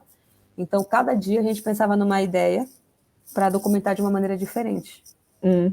E aí eu construí uma relação muito bonitinha com o Lucas, porque eu nunca imaginei. Esse é o Lucas, primeiro filho da Elaine, que é filha do seu Binuca. E ele me ajudou muito. Ele fazia tudo que eu pedia e depois ele dava também. Fazia, e se eu ficar assim? Aí eu, olha só, que tudo. Mas é isso mesmo, é justamente quando a fotografia ela é compartilhada, que ela é dividida nesse processo. Então, se não fosse o Lucas, olha, ele no quintal, o quintal do seu Binuca foi algo muito presente assim na minha infância. Sempre brinquei com os pintinhos do seu Binuca, né? Ele tinha assim, na casa dele, na hortina. Então, quando tem alguma erva, sei lá, para se benzer, era lá que a minha mãe e a minha avó iam para fazer o trabalho comigo. Uhum.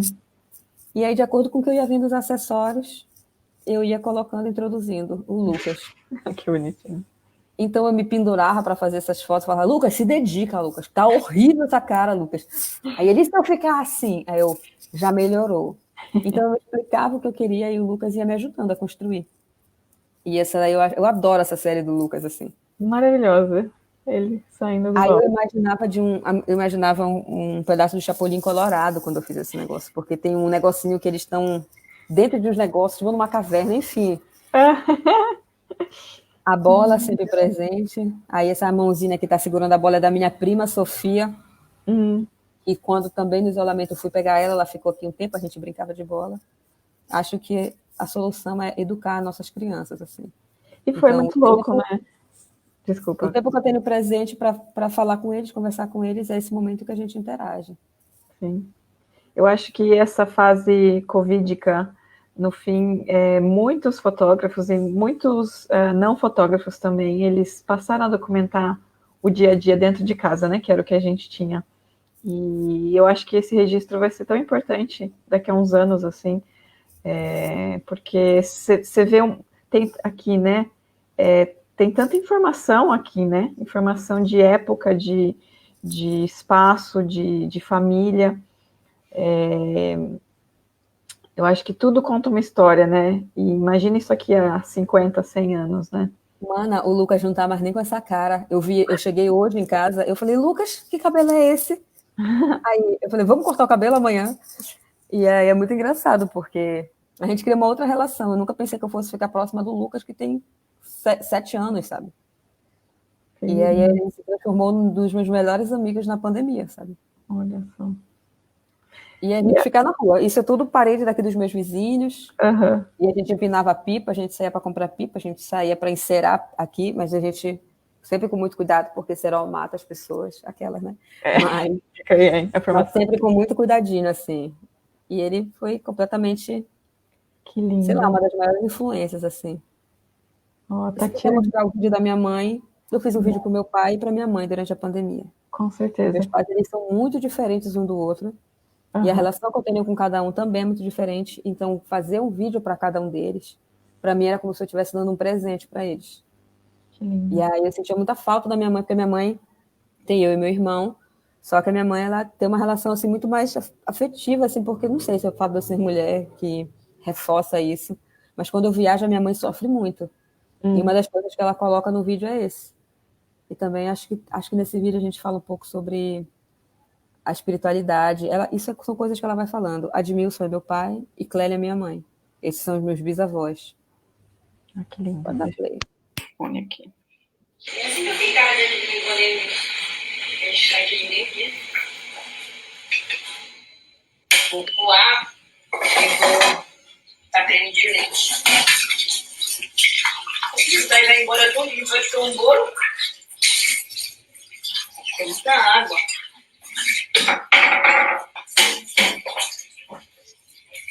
Não vai mexer que ele é tá moendo.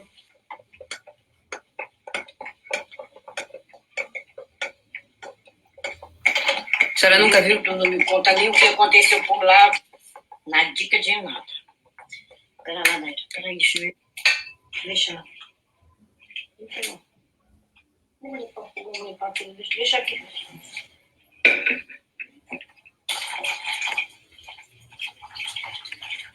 O fino. Igual o mingau. Como é que a senhora estava se virando antes aqui com o papai? Do jeito que dava. Quando não dava pra gente comprar comida, a gente comia ovo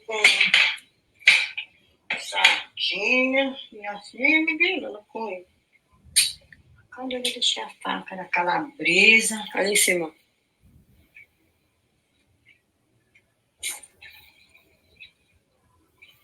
põe ela ali.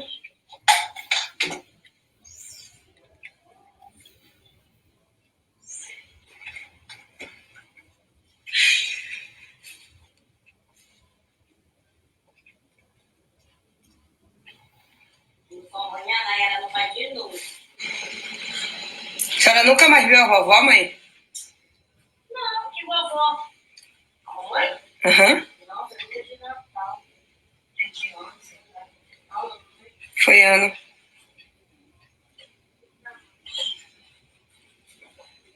Mamãe, ainda mais que eu não tô sozinha assim. E de tarde, quando tu não tá lá, que eu ficava sozinha assim, aí eu chorava aquele som.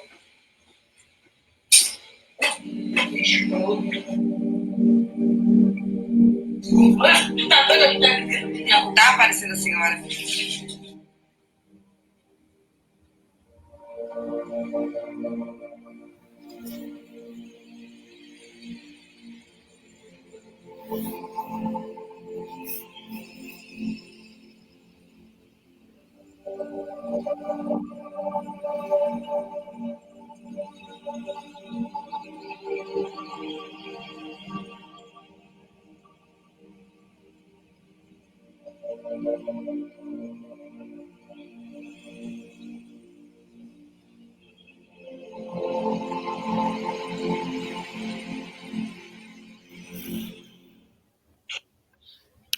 Eita. Esse daí foi um dia que a minha mãe sempre cozinhou. Então ela resolveu fazer uma canjica e eu fui documentar ela fazendo essa canjica.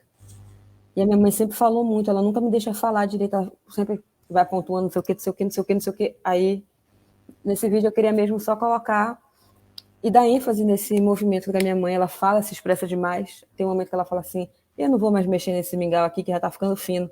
No momento seguinte a minha mãe tá assim mesmo. Eu falo, você não acabou de falar que não ia mexer? Então, eu fui colocando ela desse jeito no vídeo, assim, porque é como ela é de fato aqui em casa. E as pessoas que conhecem a minha mãe me mandavam as mensagens, dando feedback do vídeo, né? Muita gente disse que chorou, ela fala que todo mundo que chorou é abestado. Ela fala, o que tem nesse vídeo? Eu falo, mãe, você não tá entendendo, você não tá entendendo. Mas é muito engraçado, assim. Aí tem esse vídeo que é da minha mãe, e tem o do meu pai, que também foi durante o isolamento, né? Só que meu pai é completamente diferente, assim. E durante eu estar fazendo, sei lá, eu coloquei na internet, no Instagram, né, o vídeo do meu pai, e aí teve um comentário de uma seguidora que disse assim, é engraçado ele atribuir esse discurso para a cachorra, porque na verdade ele está falando dele. E aí eu olhei assim, eu falei, pode crer. Aí se quiser soltar para as pessoas verem. Vou colocar aqui, e daí depois eu quero te perguntar um pouquinho qual que é essa sua relação com o vídeo, né, que é outra linguagem aí que você tem usado. Essa outra música também é de São Mateus Aleluia. Vou botar aqui.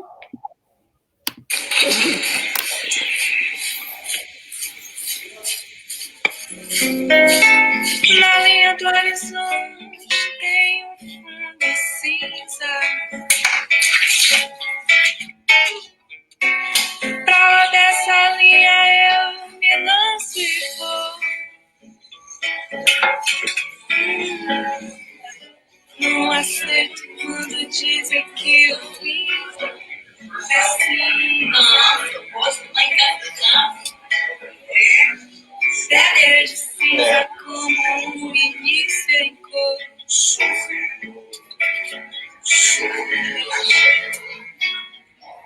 Quando tudo finda, dizem virou cinza. Equívoco, pois cinza cura, poesia eu sou.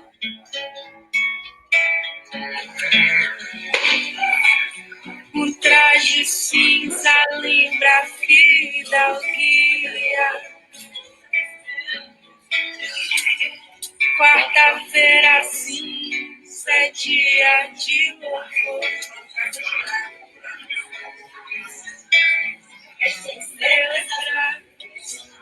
Celebrar o amor há de renascer das cinzas. Vamos festejar pisa com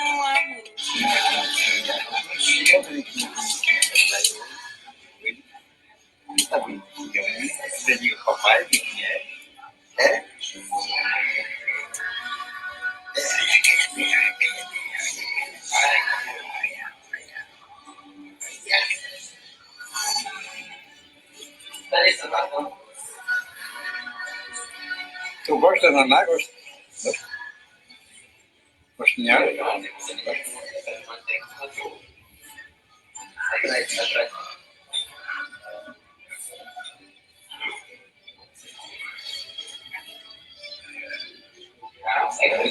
Fui embora com ele, nunca achava esse ponto.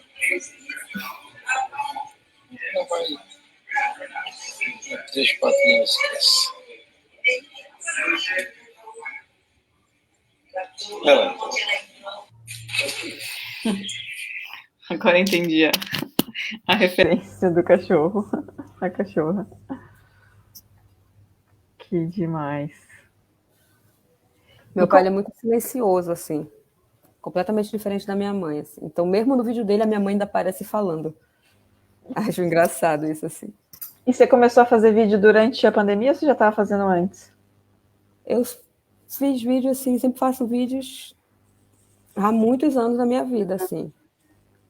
Mas demorei um tempo para mostrar esses vídeos. Mas, pelo menos nos últimos 5 anos do meu trabalho, assim, tem muito vídeo, porque eu acho que ele dá um outro suporte para eu conseguir me expressar um pouco mais, assim.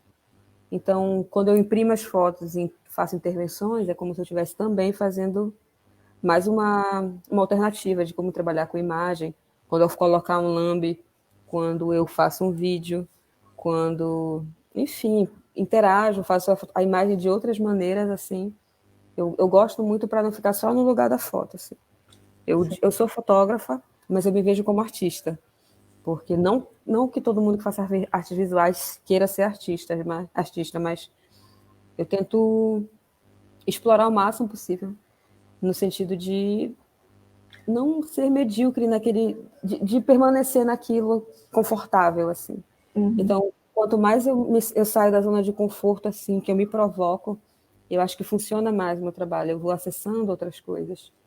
Por isso que eu digo, assim, que você pode ter uma câmera, mas que você, então, comece a exercitar outras coisas, para além do clique apenas. Sim, você tem a ferramenta na sua mão, né, para você utilizar. Então, eu acho que passa por esse caminho, assim, falar do vídeo, assim, trabalhar com o vídeo.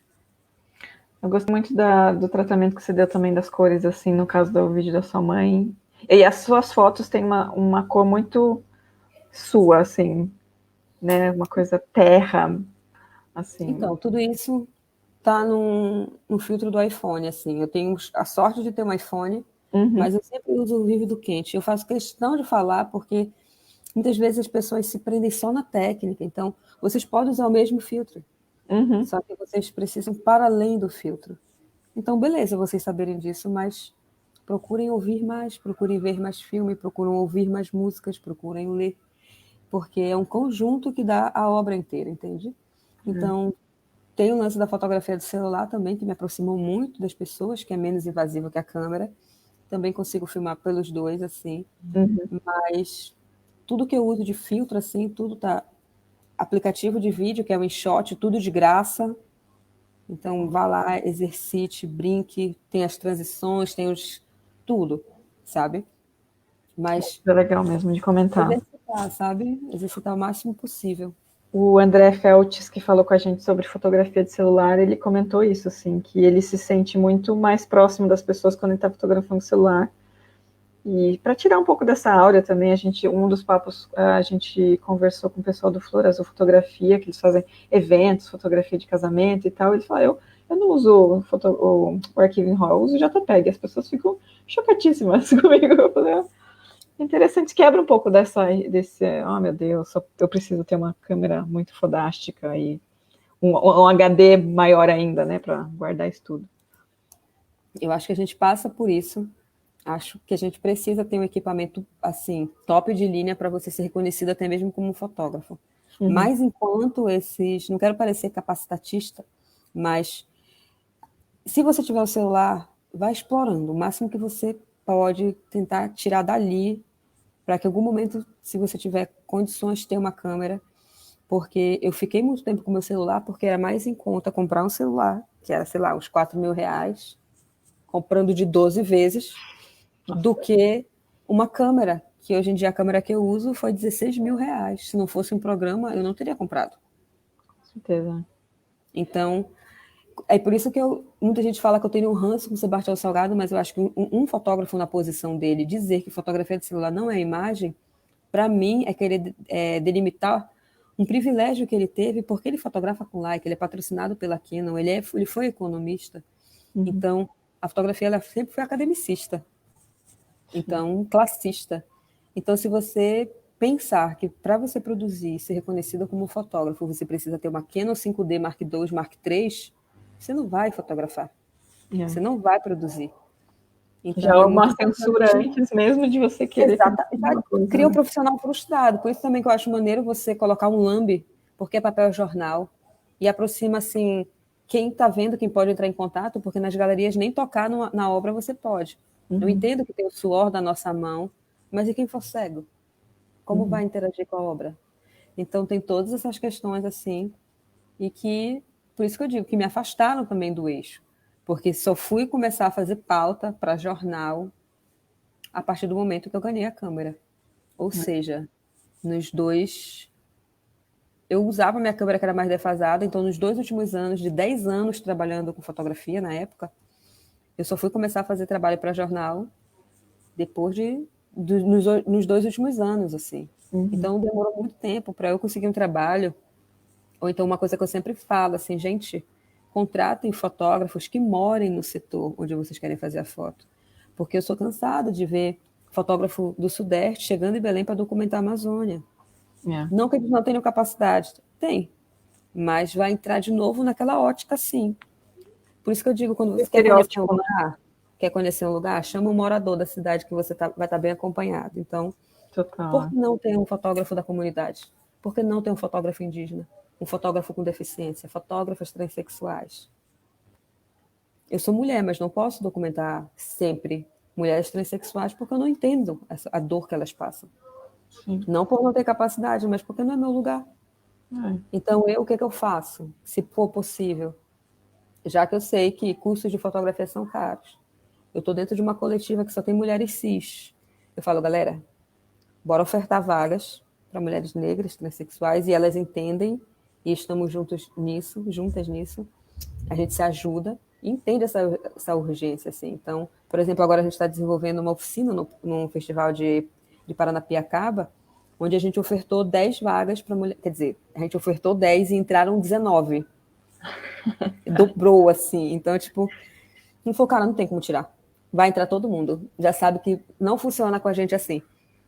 Então, justamente acolher no espaço, porque senão quem vai acolher é a rua? Quem vai acolher a prostituição? Tudo.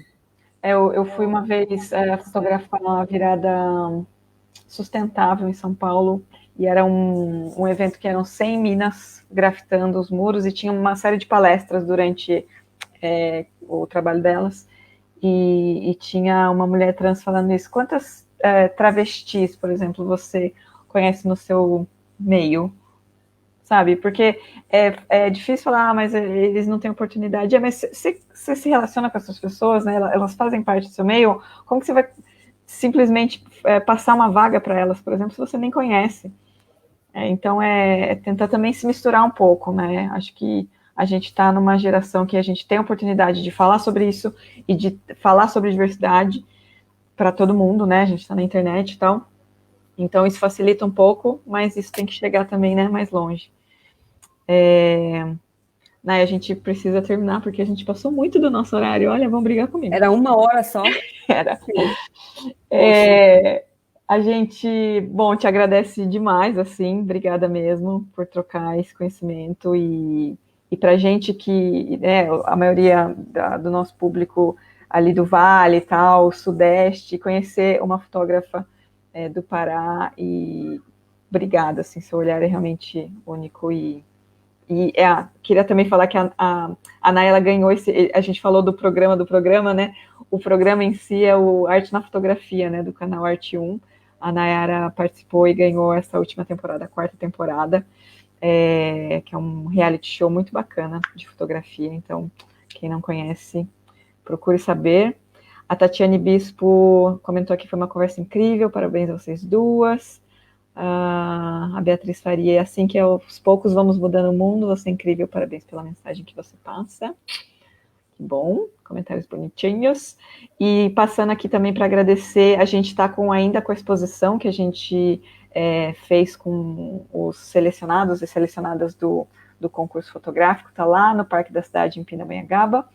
E agradecer o pessoal que apoiou a gente, porque todo esse festival foi feito na raça, mas a gente precisou de uma força para minimamente imprimir a exposição e colocar lá no lugar. Então, queria agradecer muito à Escola Luminari, o Estúdio Caps, a Fazenda Bela Várzea, Ronaldo Pipas, o Projeto Fuxique, a Casa de Apoio Sol Nascente 2, a Ferragem, Ateliê Natália Costa, Mariana Vieira, Padaria do Bosque Salgados e a Madeireira São Caetano, que nos ajudou com a estrutura.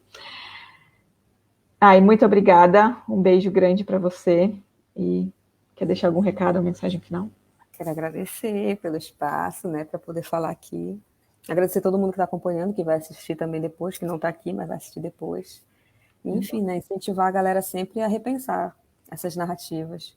Toda vez que vocês forem fazer qualquer coisa, pensar, tá, mas cadê as mulheres negras? Cadê as, sei lá, pessoas com deficiência, mulheres transexuais? Se vocês fizerem isso assim, vocês vão começar a tornar o mundo de fato mais justo. E é urgente, né, pensar e repensar o modo como a gente narra, falar com as pessoas mais próximas, principalmente com as crianças que a gente está formando, né? Então é isso, eu agradeço muito o espaço. Muito obrigada a todo mundo aí pelos elogios.